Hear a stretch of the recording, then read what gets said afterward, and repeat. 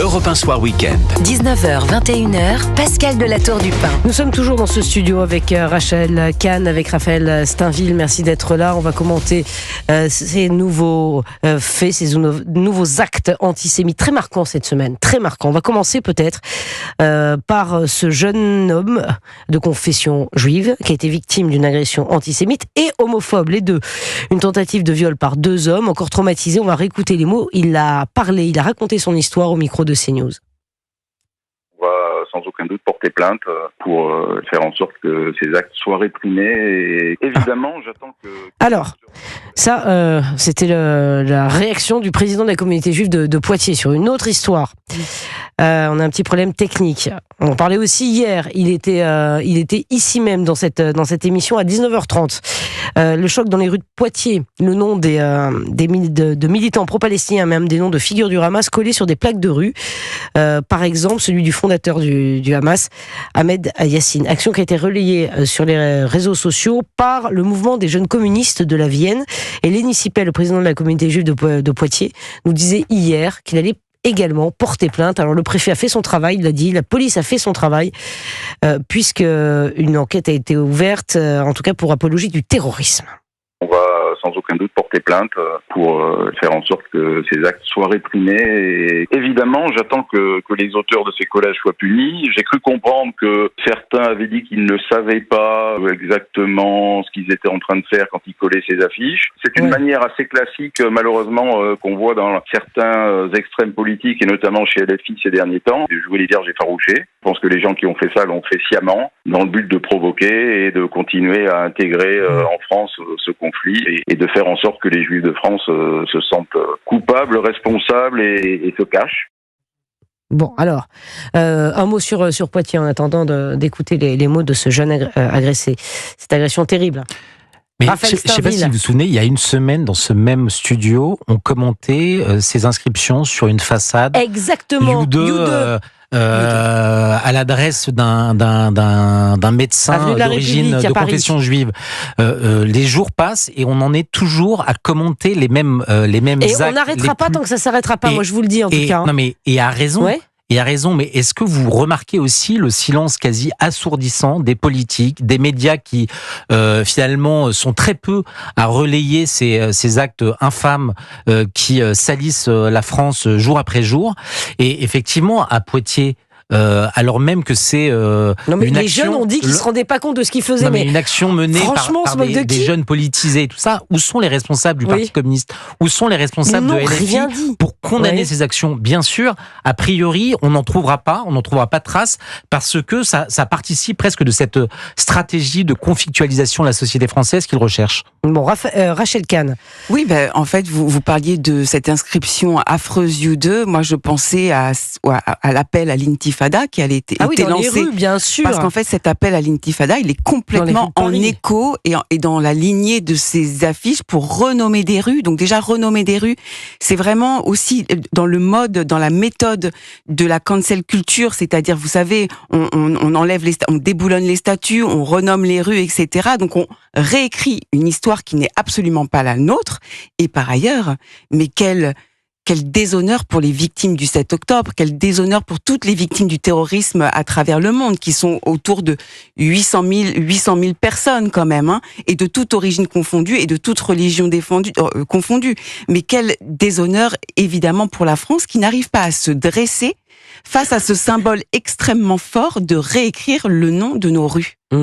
Incroyable, cette histoire est incroyable et j'ai le sentiment qu'il n'y a qu'Europe 1 qui en parle, je vous le dis franchement. Par ailleurs, il y a quelque chose qui était assez intéressant dans ces affiches pour renommer les rues, c'est qu'il y avait des noms et des prénoms des leaders du terrorisme, ainsi que le nom et le prénom de Rima Hassan. Donc ça veut dire aussi en creux que c'est finalement un acte de vérité presque, c'est-à-dire qu'en fait ces jeunes-là, ils assimilent Rima Hassan aux terroristes.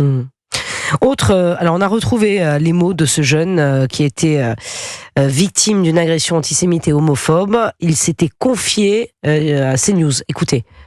Il a voulu donc me pénétrer, donc bien sûr sans mon consentement. Et donc l'autre personne surveillait qu'il y ait personne qui passe, qu'il n'y ait pas de passage. J'attendais juste une chose, c'était de rentrer chez moi. Je voulais que ça se finisse. Ils étaient en situation irrégulière, qu'ils étaient au QTF et qu'ils étaient d'origine algérienne, les deux. Apparemment, ils étaient connus des services.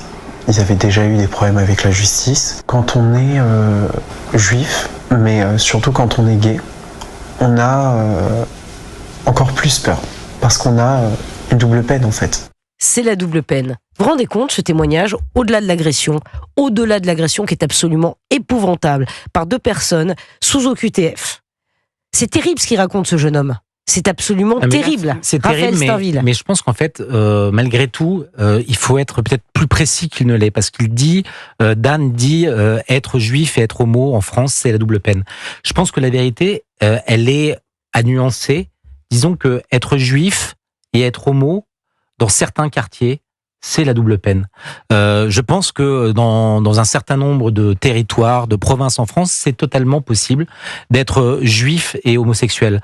La vérité, c'est que dans certaines banlieues totalement islamisées aujourd'hui, être juif et homo, c'est impossible. Il en a fait la douloureuse expérience, dramatique expérience, mais effectivement, ça dit quelque chose de cette fracturation de la France avec des quartiers qui vivent, qui ne sont pas des quartiers des zones de non-droit, mais des zones d'un autre droit, très largement islamisées, où finalement d'autres règles s'appliquent que celles de la République. Mais c'est ça qui est inadmissible, Rachel Kahn. C'est affreux parce que là on a ça m'a fait penser évidemment à cette barbarie subie par Ilan Halimi, ça m'a fait penser évidemment à cet enfant de Courbevoie violé. Voilà les incidences aussi du conflit de ces vidéos du Hamas et des terroristes qui ont circulé partout sur les réseaux sociaux, c'est-à-dire que c'est pour moi presque pire que la Shoah, parce qu'en fait, au nombre de clics, au nombre de vues, ça a finalement permis à des cerveaux malades de s'en prendre à des juifs comme ça dans la rue. Et alors, vous savez, en tant que juif, je crois qu'on est toujours juif et quelque chose. On est toujours juif et femme, juif et noir, juif et homosexuel. Mais le socle, c'est d'être juif. C'est pas une question de double peine. La peine, c'est que vous êtes juif et donc ça suffit largement pour vous faire tout et n'importe quoi, et on l'a vu le 7 octobre, et j'ai du mal avec cette notion de importation du conflit, parce que le conflit, il est bel et bien là. Ouais, le conflit, il est bel et bien là en France, c'est terrible. Moi, je trouve ça épouvantable, et c'est pour ça qu'on continuera d'en parler. Mais je vais vous le dire, hein, toutes les semaines, hein, on va les relayer. C'est comme aussi cet homme avec ce maillot floqué anti-juif dans le métro. Absolument. Non mais quand même, il circule dans le métro. Personne ne dit rien. Alors après, effectivement, on réagit. Les caméras, la RATP s'est mobilisée. On a retrouvé ce jeune homme. On nous dit une nouvelle fois que c'est quelqu'un qui est dérangé. Oui. Et c'est là qu'on voit que Emmanuel Macron est vraiment à côté de la plaque, parce que souvenez-vous, il n'a pas voulu manifester après le 7 octobre, parce que justement, il ne voulait pas alimenter, ou en tout cas, il avait une crainte que ce conflit ne soit importé. Qu'il ouvre les yeux. Ce conflit, il est là. Il est installé durablement, malheureusement, en France. Et ça, ne pas le voir, c'est prendre du retard, c'est participer finalement à la progression de ces idées nauséabondes en France. Et le président, malheureusement, me semble bien naïf en la matière. Et ne fait rien pour calmer les choses. C'est ça qui est terrible, il passe à côté, Rachel Kahn. Oui, mais le président passe à côté de l'histoire. Parce que normalement, c'est dans les situations difficiles, c'est dans l'adversité qu'on doit mener son pays, qu'on doit avoir la force et le courage de justement de poser les règles et les bases. Moi, j'ai réécouté le discours des Mureaux, j'ai réécouté sa prise de parole après, dans ce triste mois d'octobre, après le massacre de Samuel Paty. Et vous savez quoi ? On se dit souvent, on ne le comprend plus. Mais c'est pire que ça.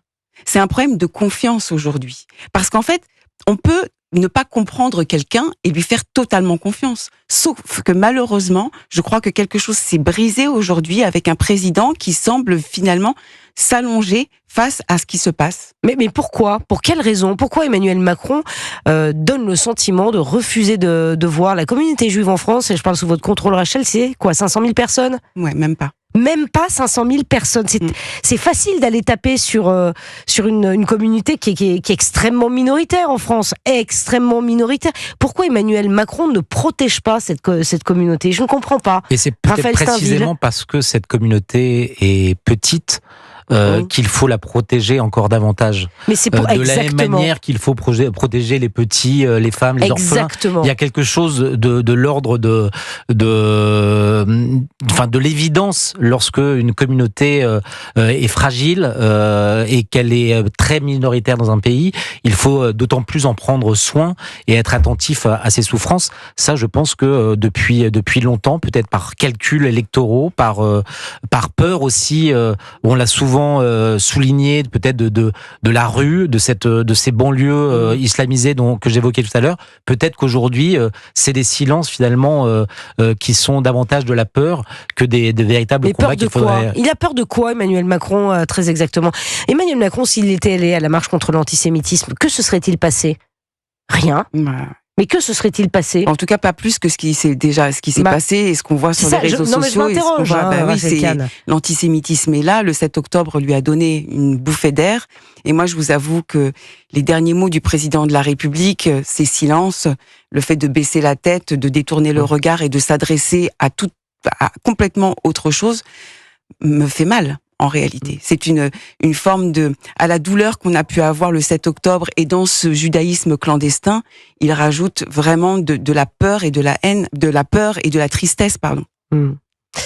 Eh bien, merci beaucoup. En tout cas, merci à vous deux d'avoir été en direct dans Europe 1 Soir Week-end. On se retrouve le week-end prochain. Ah oui, Rachel Kahn. avec joie. Compte sur vous, Raphaël Steinville aussi. Non, vous n'êtes pas là?